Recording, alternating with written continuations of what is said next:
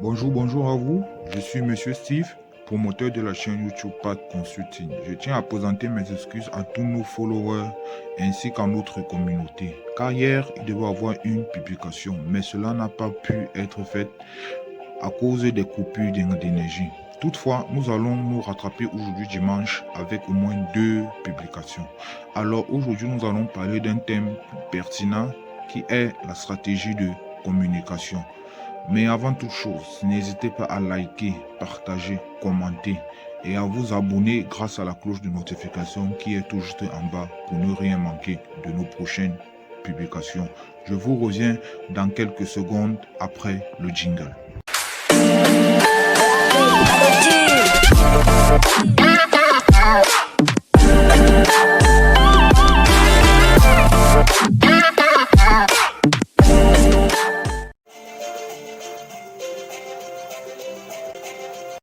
La stratégie de communication peut être définie comme le processus coordonnant l'ensemble des actions afin d'atteindre les objectifs de communication.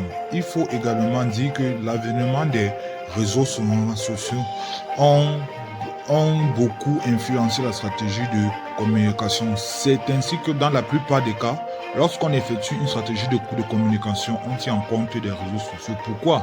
Car tout simplement les réseaux sociaux drainent un grand nombre de personnes, des followers et des abonnés. Donc si l'on veut toucher un plus grand nombre de personnes à travers sa stratégie de communication, il ne faut pas négliger les réseaux sociaux.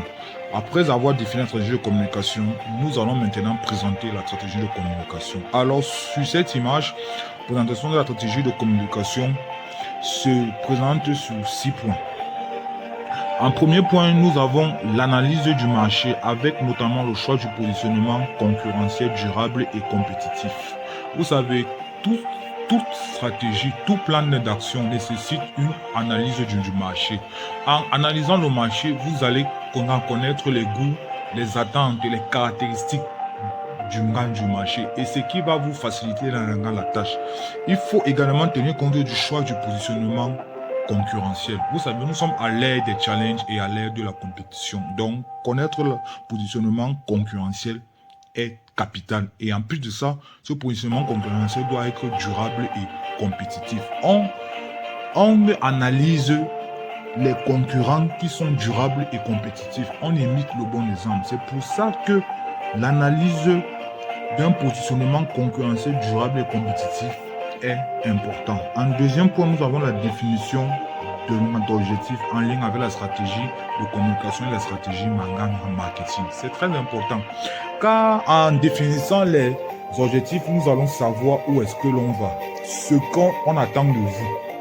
Ils sont comme un baromètre, un tableau qui nous dit ce qu'on doit faire et ce qu'on ne doit pas faire, qui nous dit où est-ce que nous devons aller au point final. Où est-ce qu'on doit atterrir, notre destination finale. Donc, cette étape est également capitale et ne doit pas être nullement négligée. En troisième position, nous avons le choix du public cible. Vous savez, lorsqu'on effectue une stratégie de communication, l'un des objectifs clés, c'est toucher le plus grand nombre de personnes. Et pour réaliser cela, il faut bien définir un public cible. Par exemple, pour une stratégie X, le public cible peut être les personnes âgées de 0 à 5 ans. Pour une autre stratégie de communication Y, le public cible peut être les personnes âgées de 40 à 50 ans. Donc, il est important de bien définir ce public cible. En quatrième position, nous avons la conception de l'axe de communication. Par conception de l'axe de communication, on entend ici les messages à diffuser. Quel message je vais diffuser pour tel public, pour telle personne? Précédemment, j'ai parlé du choix du public cible. Eh bien, après avoir identifié le public cible, il faut maintenant définir les messages pertinents pour ce public. Ces messages peuvent être des visuels, des flyers, des audios ou des vidéos, mais ils vont varier en fonction du public, en fonction de l'âge. Par exemple, les messages que l'on va dire à un enfant de 5 ans ne peuvent pas être identiques à, par exemple, une personne de 40, 50 et 60 ans. En cinquième position, nous avons l'élaboration du plan de communication. L'élaboration du plan de communication a pour but de partir vers la mise en œuvre sur le terrain.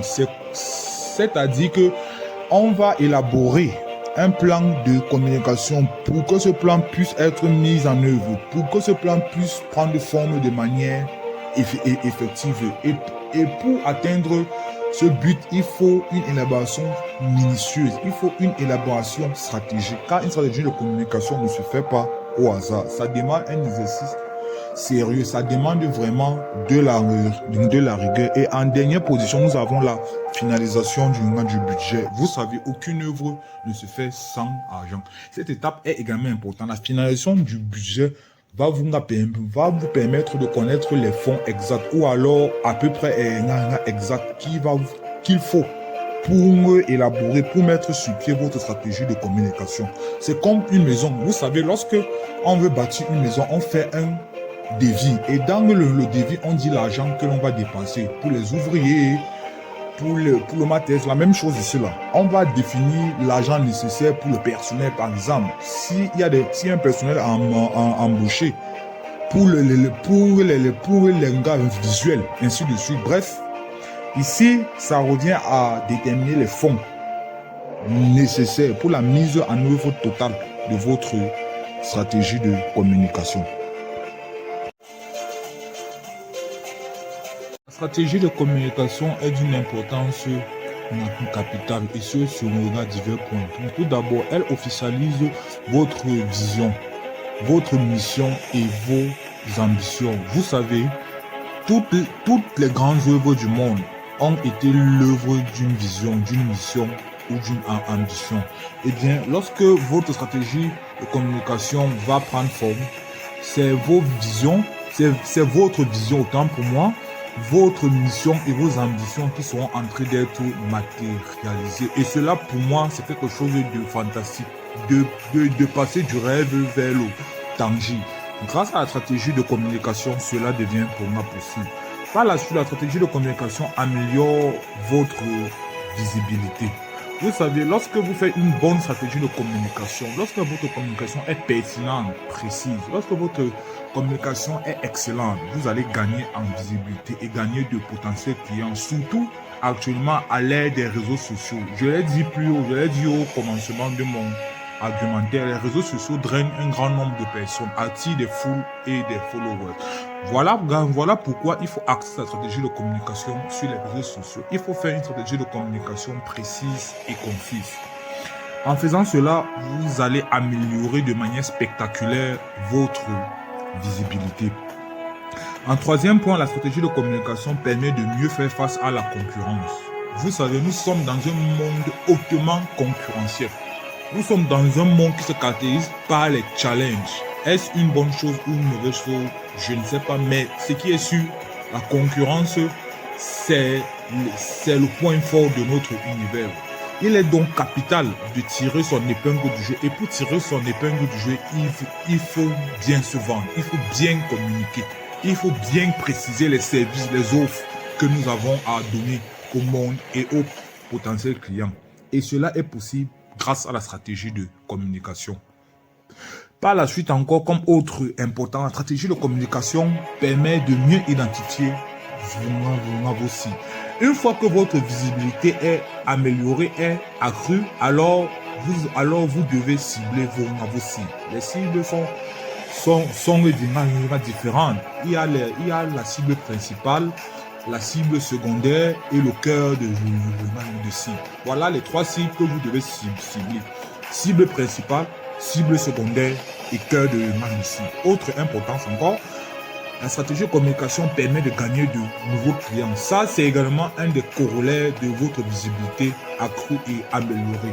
Qui dit bonne visibilité dit automatiquement de nouveaux clients. Pourquoi? Parce que vous communiquez mieux, parce que votre marketing est efficace et parce que vous êtes célèbre. Une marque célèbre, une marque connue à travers le monde, au-delà des frontières nationales, continentales et internationales, sera automatiquement le cœur de nouveaux clients. Lorsque vous faites une bonne stratégie de communication, la clientèle va suivre. Et enfin, dernier point, gardez vos actions. La stratégie de communication est aussi capitale. Pourquoi? Parce que en faisant une bonne stratégie de communication, vos actions seront gardées, vos biens seront gardés et vous pourrez mieux vous améliorer. Il faut insister sur ce point. Car une entreprise qui conserve ses actions, qui conserve ses biens, va prospérer, va s'améliorer et sera hautement compétitif. Lorsqu'on dit garder vos actions, cela voudrait dire que la stratégie de communication vous empêche de faire faillite. La stratégie de communication empêche la banqueroute. Pourquoi? Parce que vous avez de nouveaux clients. C'est dit que ce point est capital et hautement important. Les obstacles que rencontre la stratégie de communication. Lorsque l'on veut établir sa stratégie de communication, nous sommes soumis à beaucoup de problèmes, à savoir le poids de la culture et des croyances.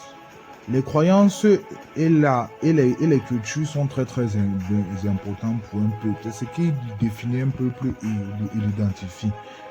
C'est la même chose pour la stratégie de communication.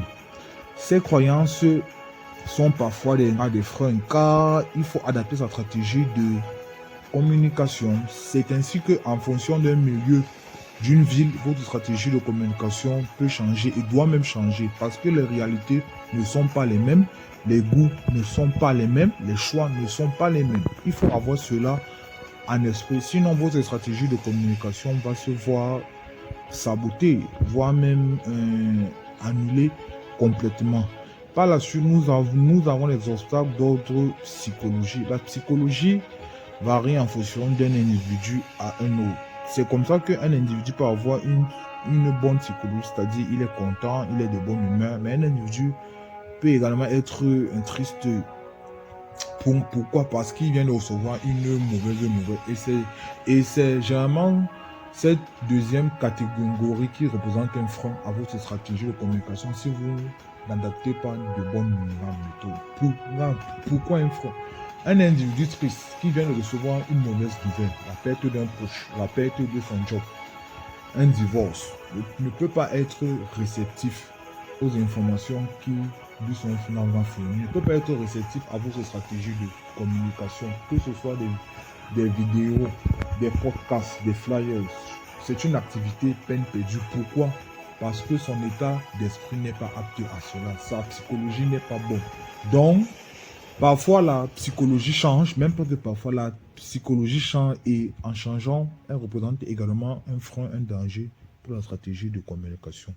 Nous avons également le problème lié à la connexion Internet. Ce problème, on le rencontre surtout et beaucoup plus dans les pays du tiers-monde. Moi qui vous parle par exemple, j'ai eu des problèmes de publication parce que la connexion n'était pas bonne. Donc, et dans ce cas, publier devient vraiment compliqué. Donc, Internet est un outil d'une importance énorme. Lorsque la connexion n'est pas fluide, c'est toute votre stratégie de communication qui est en danger. Parce que faire de la communication, parce que pour faire de la bonne communication, autant pour moi, il faut tenir compte de l'outil Internet. Pour communiquer dans les réseaux sociaux, il faut tenir compte de l'outil Internet. Nous avons également le phénomène de coupure d'énergie abusive. Ce problème également on le rencontre dans les pays de tiers-monde. Le délestage. Lorsqu'on coupe l'énergie, aucun appareil n'est disponible parce que nos appareils ont des batteries et il faut bien pouvoir leur charger. J'ai également rencontré ce problème. Je n'ai pas pu bien faire mes postes parce que la batterie des machines était complètement à plat. C'est très compliqué de travailler sans énergie électrique. Donc, c'est également un frein et un obstacle à la stratégie de communication. Les solutions pour une bonne stratégie de communication. En un, connaître la culture et les mœurs de l'environnement où l'on établit sa stratégie de communication. Nous l'avons dit, La culture guide les pas, les choix, les goûts des individus d'une population. Celui qui a donc en charge la stratégie de la communication devra avoir la connaissance de la culture, de l'environnement où il se trouve, ou alors avoir un minimum de connaissances. Car à travers cette culture, il pourra élaborer une bonne stratégie de communication et avoir des résultats de manière optimale.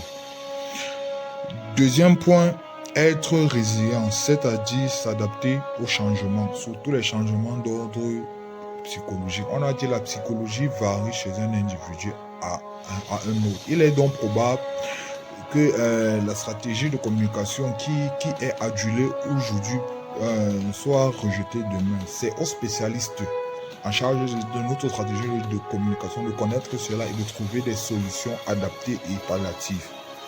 Autre point, prévoir plusieurs fournisseurs d'accès à Internet comme le satellite. Vous savez, chez nous, dans les pays du tiers-monde et précisément en Afrique, le problème d'Internet est véritablement grave et très très grave, je dirais même. Donc il est important de tenir compte de ce gros problème pour une bonne stratégie de communication. Il faut prévoir plusieurs sources. On peut utiliser la fibre optique, on peut utiliser le système des puces du téléphone, on peut même utiliser le satellite qui est de plus en plus fréquent chez nous en Afrique. Cette solution peut-être n'aura pas des résultats à 100%, mais au moins, et ce qui est sûr, la marge d'erreur sera très très réduite et très limitée. Par la suite, et dernier point, il faut utiliser des sources d'énergie alternatives. C'est toujours pour les pays du tiers-monde. Vous savez, chez nous, les pays du tiers-monde, précisément en Afrique et particulièrement au Cameroun, le problème de délestage est vraiment grave. Je dirais même très très criard. Car les coupures d'énergie se font, je dirais, tous les jours. Les plus chanceux, c'est un week-end, voire tous les week-ends. Il faut donc tenir cela en compte et avoir cela en l'esprit. Et trouver des solutions palliatives. On peut avoir l'utilisation des groupes électrogènes, des accumulateurs, des powerbanks, des plaques solaires et j'en passe. Moi qui vous parle actuellement, j'ai eu beaucoup de problèmes suite aux coupures. Donc, on doit s'adapter à cela et on doit tenir compte de ce problème d'Internet et des coupures. C'est vraiment le cas typique des pays du tiers-monde qu'il ne faut surtout pas négliger. Merci pour votre aimable attention et n'hésitez pas à liker, partager, commenter et à activer la cloche de notification qui est tout juste en bas. Comme je dis au commencement de cette vidéo, nous allons poster à nouveau car hier nous n'avons pas pu suite aux coupures d'énergie. Alors restez connectés et portez-vous bien. À tout à l'heure. Ciao, ciao. Ah!